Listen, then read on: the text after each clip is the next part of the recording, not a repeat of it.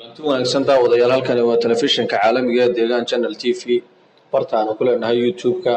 waxaa kaloo naga heli kartaan aaladaha social media Facebook-yada iyo waliba Twitter-ka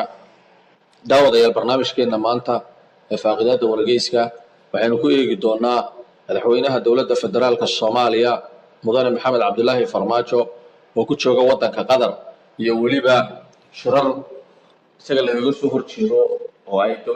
dowladda oo maamulo qayb ka mid ah ku leeyihiin meel ka mid ah dalka hadaba daawadayaal hadaan ku bilowno barnaamijkaasi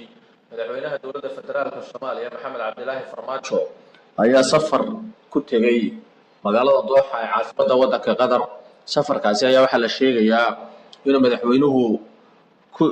uga dan leeyahay maadaama ay Qatar taageero hiliyo hoobaleleys isla garab taagtay xilliga doorashada inuu uga mahadnaqo iyo waliba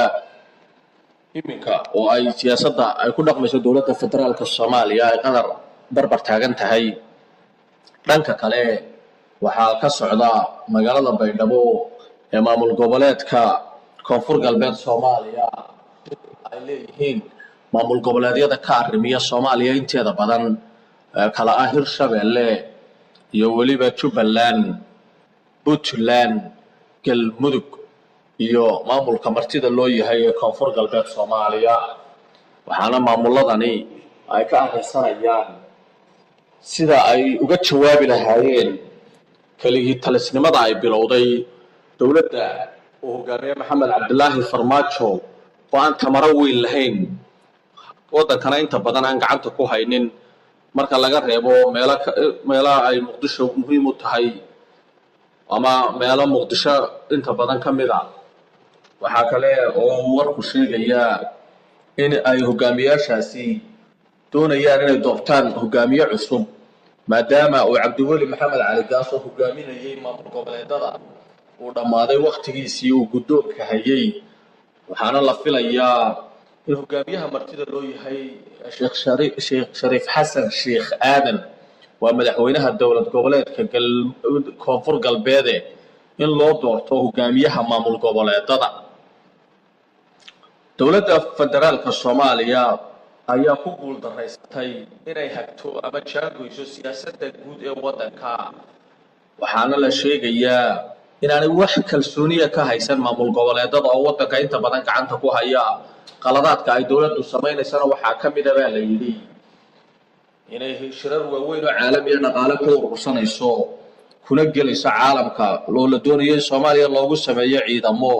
hase yeeshee aanay kala tashanaynin baa la yiri maamul goboleedada wadanka inta badan gacanta ku haya oo iyagu leh ciidamo marka la eego gundhigu noqon kara ciidamada qalabka sida oo ay Soomaaliya yeelato dowladda uu hogaamiye ra'iisul wasaare Xasan Cali Khayri madaxweynaha uu ka yahay Maxamed Cabdullaahi Farmaajo ayaa inta badan xooga saarta inay magaalada Muqdisho maalin uu nabad ka dhigto laakiin dadka siyaasadda falanqeeya waxa ay sheegayaan inay kaga dhamaan doono waqtigu halkaasi oo ay iminka bilaabi doonaan waqtigii lacag urursiga ay u diyaar garoobayeen doorashada dambe ee soo socota taana ay ka mid tahay baa lagu leeyahay safarka uu madaxweynuhu ku tagay wadanka Qatar